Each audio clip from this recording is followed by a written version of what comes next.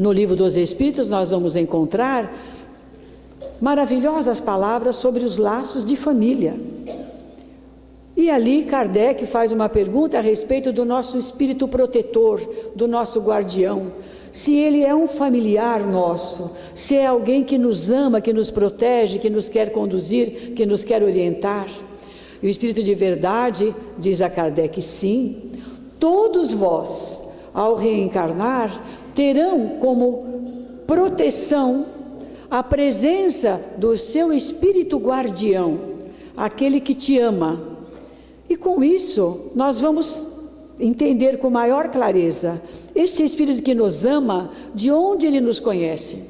Ele não está reencarnado como nós, está na espiritualidade, será o nosso mentor, ou o nosso protetor, o nosso anjo da guarda, o nosso guia espiritual, o nome que nós quisermos dar. Mas é aquele Espírito que tem um laço de amor profundo conosco, e não reencarnou, reencarnamos nós. Ele permanece ali na retaguarda, nos orientando, nos intuindo, nos protegendo, nos guiando, não agindo por nós, porque nós temos o livre-arbítrio, mas nos orientando. E quando nós, através da prece, através da meditação, através da fé, nos colocamos em condições de apreender essas ideias, essas intuições, nós daremos passos acertados. Quando nós estamos envoltos na amargura, na crueldade, no ódio, na vingança, na ira, na intolerância, o nosso mentor não consegue romper essa barreira. Por mais que ele queira nos auxiliar, ele nos intui, mas nós fechamos essa barreira com o sentimento que está forte em nós. E dentro da família, meus irmãos, nós sabemos que o grupo familiar é a nossa única e maior possibilidade de evolução. Nós encontramos no Evangelho segundo o Espiritismo sobre o divórcio. Algumas pessoas questionam na casa espírita, mas o Espiritismo aceita o divórcio, então ele não é contra a indissolubilidade do casamento.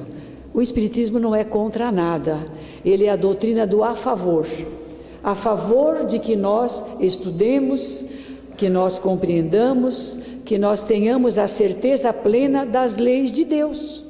As leis de Deus são imutáveis, intocáveis, perfeitas e justas. E nós agimos de acordo com a nossa consciência e com o nosso livre-arbítrio.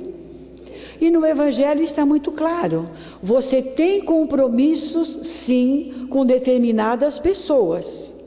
Mas o tempo em que você vai cumprir esses compromissos é o teu livre-arbítrio que vai determinar. Evidentemente, todas as ligações conflitantes têm um objetivo, que é a reconciliação, é o reajuste, é o resgate. Todo e qualquer tipo de conflito só exige que as pessoas se amem, se perdoem, se entendem. Isso é óbvio. Entretanto, o tempo que nós vamos gastar para isso depende de cada um de nós.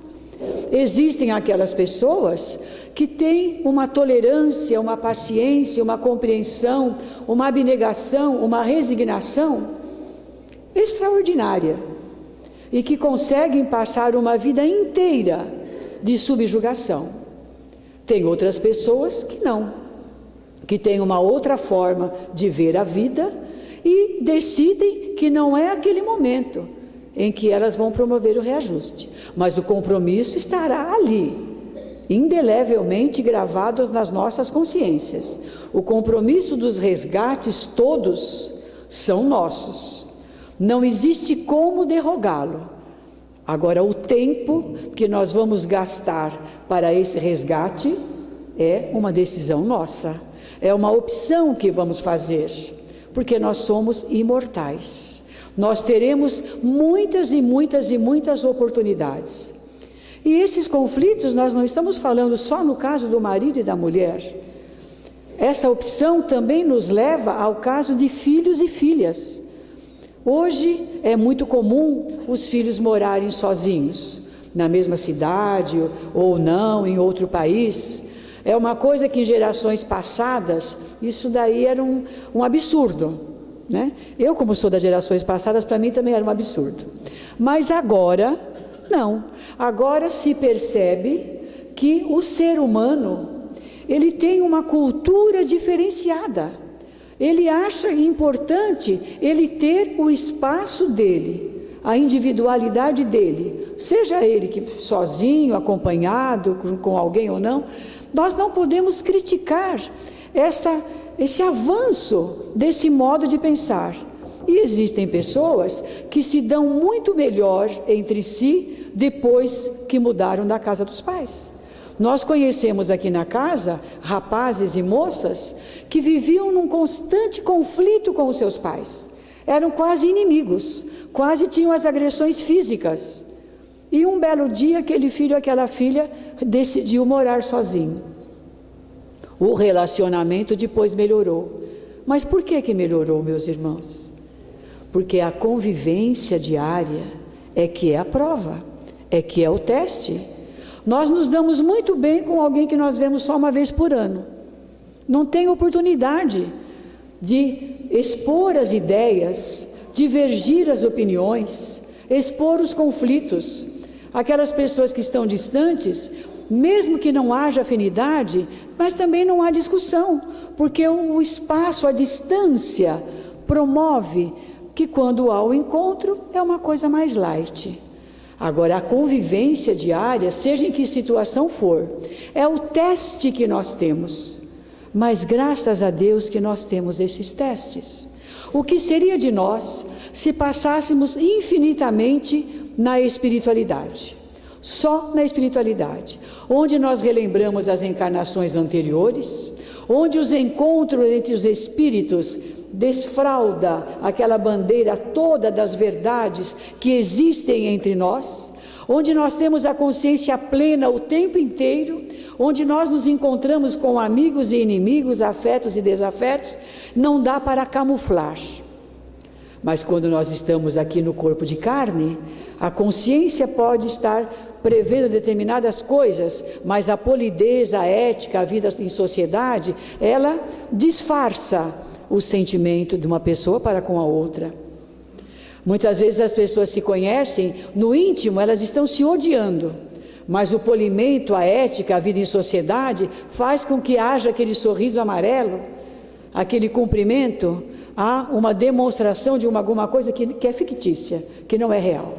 Lá no mundo espiritual isso não existe. Não dá para disfarçar pensamentos e nem sentimentos.